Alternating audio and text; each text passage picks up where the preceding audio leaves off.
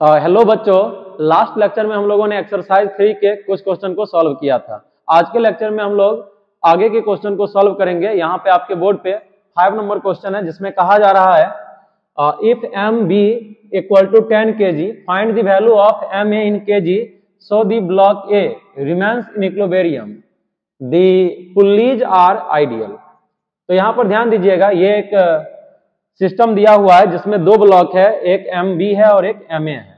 M B का मास दिया हुआ है यहाँ पर 10 kg, इसका मास यहाँ पर 10 kg दिया गया है। तो आपको बताना है कि ए का मास कितना होगा, ये सिस्टम इक्विलिब्रियम में रह जाएगा। तो यहाँ पे हम लोग क्या करेंगे, ध्यान दीजिएगा। यहाँ पे ये स्ट्रिंग है, ये स्ट्रिंग है, ये स्ट्रिंग है। ये पुल्ली देख रहे हैं, मूविंग पुल्ली है, इसको कह देते हैं पुल्ली P1 है, ये P2 है और ये पुल्ली यहाँ पर P3 है। ये पुल्ली यहाँ पर फिक्स्ड पुल्ली है, ये दोनों मूविंग पुल्ली है। तो फिक्स पुल्ली के ऊपर से जब भी टाइट स्ट्रिंग पास करता है तो उसके दोनों साइड का जो टेंशन होता है वो सेम रहता है। तो आपको डिस्ट्रीब्यूशन करने में आसानी हो, आप मान लीजिए यहाँ का टेंशन है 80, अगर यहाँ का टेंशन 80 होगा तो यहाँ पर का भी टेंशन क्या रह जाएगा, 80 ही रह जाएगा। फिर यहाँ से आगे के टेंशन में तो देखिए, ये अब दो स्ट्रिंग है इधर से, ये दोनों स्ट्रिंग, अब ये दोनों स्ट्रिंग का टेंशन कितना हो जाएगा, इसका हाफ हो जाएगा। आप मूविंग पुल्ली के ऊपर से पास कर रहे हैं तो इसका टेंशन आप लिखेंगे 40, इसका भी टेंशन हो जाएगा 40। फिर आप यहाँ पर मूविंग पुल्ली को क्रॉस कर रहे हैं तो इस साइड का हो गया ये 80, ये 40 और ये 40 का हाफ 2t, इधर का भी टेंशन क्या आ जाएगा 2t। यानी आप यहां से लिखेंगे 10g, इस स्ट्रिंग का टेंशन 2t, यानी आप लिखेंगे 2t इक्वल टू 10g। यानी आप यहां से लिख सकते हैं t equal to 5g, t equal to आ जाएगा अपने पास 5g। अब हम लोग a के FBD से लिख सकते हैं 2t plus 4t plus 8t equal to mg, यानी mass of a into g लिख सकते हैं। अब यहां से देखिएगा, यहां से तो अपने पास आ जाएगा 14t equal to M A into G. अब यहां से t का वैल्यू पुट कीजिए इक्वेशन 1 से, तो आ जाएगा into 5g equal to M A into G. G और जी कैंसिल हो जाएगा, आ जाएगा अपने पास यहां से एम ए इक्वल टू 14 को 5 से मल्टीप्लाई कर दीजिए 70, तो एम ए इक्वल टू आ जाएगा 70, m A equal to 70 kg। यानी यहाँ पे इस सिस्टम में ए का मास 70 kg होता है, तो ये सिस्टम यहाँ पर इक्विलिब्रियम में रह जाएगा, ज्यों का त्यों रह जाएगा। चलिए अगला क्वेश्चन है यहाँ पर 6 number question, the scale in figure is being pulled on by 3 ropes। यहाँ पर फिगर दिया गया है, इस फिगर में आप देख रहे हैं कि एक स्प्रिंग को 3 फोर्स से पुल किया जा रहा है। एक 75 न्यूटन है, एक 150 न्यूटन है, दूसरा भी 75 न्यूटन है। What net force in newton does the spring scale read. तो यहाँ पर आपको ये बताना है कि ये स्प्रिंग जो है, ये स्प्रिंग कितने फोर्स को रीड करेगा। तो यहाँ पर करना क्या है, ये स्प्रिंग इधर रीड करेगा, आपको यहाँ पे एक फोर्स दिया हुआ है 150 न्यूटन का, ये फोर्स है 75 न्यूटन, ये फोर्स भी है 75 न्यूटन। दोनों को आप कंपोनेंट में रिजॉल्व कर लेंगे। ये एंगल है 37 डिग्री, ये भी है 37 डिग्री। जब आप कंपोनेंट को रिजॉल्व करेंगे तो हॉरिजॉन्टल कंपोनेंट हो जाएगा कैंसिल, क्योंकि दोनों एंगल सेम है और दोनों फोर्स का मैग्नीट्यूड भी सेम है। अब यहां से आप लिखेंगे इधर 2 इंटू 75 cos 37 डिग्री। cos 37 का वैल्यू यूज कर लीजिए, 2 इंटू 75 इंटू cos 37 होता है 4/5। यहां से ये 15 टाइम्स में कैंसिल हो जाएगा, आएगा अपने पास यहां से 160 हो जाएगा। ये यहां से देखिएगा 120, ये आ जाएगा 120। तो एफ नेट यानी रीडिंग जो हो जाएगा, reading of spring, reading of spring equal to आ जाएगा 120 प्लस 150, दोनों को जोड़ दीजिए यहां से 270 न्यूटन। ये राइट आंसर हो जाएगा, 270 न्यूटन यहाँ पे जो स्प्रिंग लगा हुआ है इसका रीडिंग होगा।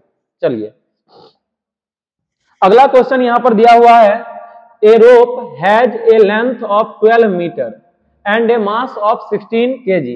एक रोप है यहां पर, the rope hangs from a rigid support.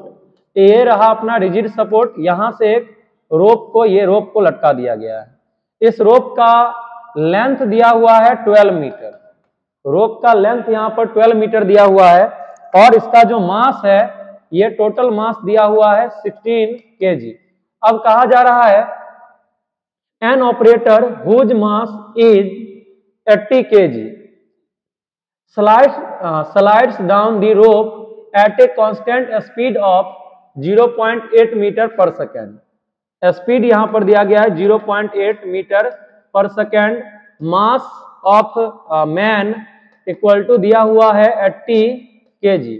अब देखिएगा आगे कहा जा रहा है what is the tension in the rope at a point 6 meter from the top when the man has slide below this point.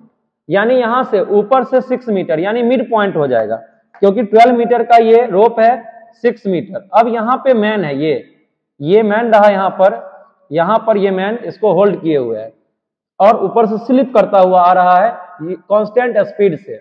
जब कांस्टेंट स्पीड है तो मैन का जो एक्सेलरेशन होगा वो 0 हो जाएगा। तो यहां से देखिएगा ये पूरा सिस्टम ये टेंशन रहा, ये टेंशन आपको फाइंड करना है। तो T इक्वल टू हम लोग लिखेंगे वेट ऑफ मैन यानी 80 इंटू 10 प्लस इससे नीचे देखिएगा ये हाफ रॉड है, पूरे रॉड का मास है 16 kg, तो हाफ रॉड का मास हो जाएगा 8 kg। तो 8 इंटू 10 तो यहां से आ जाएगा 800 और इधर 80, 880 न्यूटन। यानी मिड पॉइंट पर, ये जो रॉड का मिड पॉइंट है जहां पे ये स्लाइड कर रहा है, यानी जब मैन ऊपर से 6 मीटर नीचे है तो यहां पर जो टेंशन लगेगा वो 880 न्यूटन का होगा। चलिए आगे कहा जा रहा है 8 नंबर क्वेश्चन में compute the least acceleration in metre per second square with which a 50 kg man can slide down a rope if the rope can withstand a tension of 300 Newton. तो बच्चों यहां पर क्या कहा जा रहा है कि एक रोप है, ये रोप का मैक्सिमम टेंशन जो हो सकता है, मैक्सिमम जो ये वेज कर सकता है, उसका वैल्यू दिया हुआ है 300 न्यूटन। अब कहा जा रहा है एक मैन कितने एक्सेलरेशन से नीचे आएगा, कितने एक्सेलरेशन से नीचे आएगा। यहां पर मान लीजिए एक मैन है, ये मैन यहां पर कितने एक्सेलरेशन से नीचे आएगा, ये रहा, ये कितने एक्सेलरेशन से नीचे आएगा कि स्ट्रिंग टूटेगा नहीं, आराम से ये इसको पकड़ करके आसानी से आ सकता है। तो यहां पर देखिए बिल्कुल आसान सवाल है, यहां पे हम लोग लिखेंगे जो भी मैन का एक्सेलरेशन होगा, इसके लिए कंडीशन हो गया ये 300 न्यूटन। तो आप यहां पर लिखेंगे पहले मैन का मास कितना गिवन है 50 kg, तो मैन जो यहां पर फोर्स लगा रहा होगा वो हो जाएगा 500 माइनस लिखेंगे 300 और एक्सेलरेशन इसका ये मैक्सिमम एक्सेलरेशन होगा equal to mass of man, तो मास ऑफ मैन है 50 इंटू होगा ए। तो यहां से आ जाएगा ए इक्वल टू 500 में से 300 को माइनस कर दीजिए, आ जाएगा 200 बाई 50 यानी आ जाएगा 4 मीटर पर सेकेंड स्क्वायर। तो मैन का जो यहाँ पर एक्सेलरेशन होना चाहिए वो 4 मीटर पर सेकेंड स्क्वायर के इक्वल होना चाहिए, तब जाकर के मैन यहाँ पर आसानी से ऊपर से नीचे आ जाएगा और ये स्ट्रिंग ब्रेक भी नहीं करेगा। चलिए आगे देखिएगा, आगे कहा जा रहा है यहाँ पर दी conveyor belt is moving at a speed 4 meter per second. If the coefficient of static friction between the conveyor and the package B of mass 10 kg is 0.2, determine the shortest time the belt can stop so that the package not slide on the belt. तो यहां पर आपको यह बताना है कि minimum time बताना है, आपको शॉर्टेस्ट टाइम बताना है जिस पर ये ब्लॉक जो है इसके ऊपर से गिरे नहीं, इसके लिए आपको मिनिमम टाइम फाइंड करना है। तो ये भी आसान सवाल ही है। यहां पर मान लीजिए बेल्ट का कोई मोशन है moving with 4 meter per second, 4 meter per second से मूव कर रहा है, कांस्टेंट स्पीड है ये। तो यहां पर मान लीजिए इस डायरेक्शन में फ्रिक्शन फोर्स लग रहा है, यानी ये बेल्ट का मोशन इस डायरेक्शन में है और ये इस पर से स्लिप नहीं करेगा। स्लिप नहीं करेगा कब? जब फ्रिक्शन फोर्स और इसका जो अप्लाइड फोर्स होगा ये दोनों फोर्स इक्वल हो जाएगा। तो यहां पर हम लोग लिख सकते हैं अप्लाइड फोर्स, कांस्टेंट नहीं है speed, moving at speed 4 meter per second दिया हुआ है। तो यहां पर आप यूज कर लेंगे M A equal to friction force, M A equal to friction force. M A का value V by T equal to friction force mu M G. यहां से ये एम और एम कैंसिल हो जाएगा। भी गिवन है अपना 4 by T equal to mu का वैल्यू 0.2 इंटू 10। तो यहां से ये और ये टी इक्वल टू आ जाएगा 2 सेकेंड, यानी 2 सेकेंड। 2 सेकेंड अगर शॉर्टेस्ट टाइम होगा तो ये यहां पर इस पर से गिर नहीं पाएगा, ये बेल्ट के ऊपर ही रहेगा। चलिए अगला है 10 नंबर क्वेश्चन। कहा जा रहा है a force P pulls a block at a constant speed across the floor, what is the magnitude of the force. तो यहां पर आपको ये फोर्स, इस फोर्स का मैग्नीट्यूड बताना है कि मैग्नीट्यूड कितना होगा, मैग्नीट्यूड कितना होगा जिस पर ये ब्लॉक जो है कांस्टेंट स्पीड से मूव करेगा फ्लोर पे। तो सिंपल सा क्वेश्चन है, आप पहले F का ये कंपोनेंट लिखिए, F cos 37 डिग्री, क्योंकि रिजल्टेंट जो होगा वो F cos 37 डिग्री के डायरेक्शन में होगा। जब भी आप कोई भी ब्लॉक को पुल करते हो तो वहां पे जो ब्लॉक का रिजल्टेंट फोर्स होता है, रिजल्टेंट एक्सेलरेशन होता है, वो सरफेस के पैरेलल होता है। तो यहां पर पीछे के डायरेक्शन में क्या लगेगा बोल, फ्रिक्शन फोर्स। तो आप लिखेंगे F cos 37 degree equal to friction force, यानी आएगा F cos 37 degree equal to mu N. Mu का वैल्यू गिवन है 0.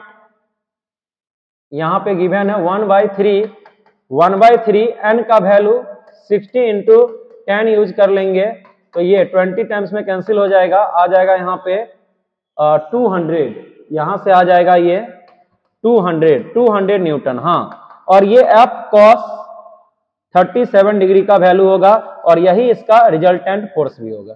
यही इसका आंसर हो जाएगा 200 न्यूटन। चलिए तो एक्सरसाइज 3 में बच्चों 10 क्वेश्चन दिए हुए थे, आपने हर एक क्वेश्चन का सॉल्यूशन देखा और जो भी आपका प्रॉब्लम रहा होगा तो वो प्रॉब्लम आप लोग क्लास में भी डिस्कस कर सकते हैं। तो आज हम इतना ही रखेंगे, आगे अब प्रीवियस ईयर एक्सरसाइज है, PYQ के क्वेश्चन दिए हुए हैं तो उस पर हम लोग आगे काम कर रहे हैं। PYQ में भी सारे क्वेश्चन को हम लोग एक एक करके सॉल्व करेंगे।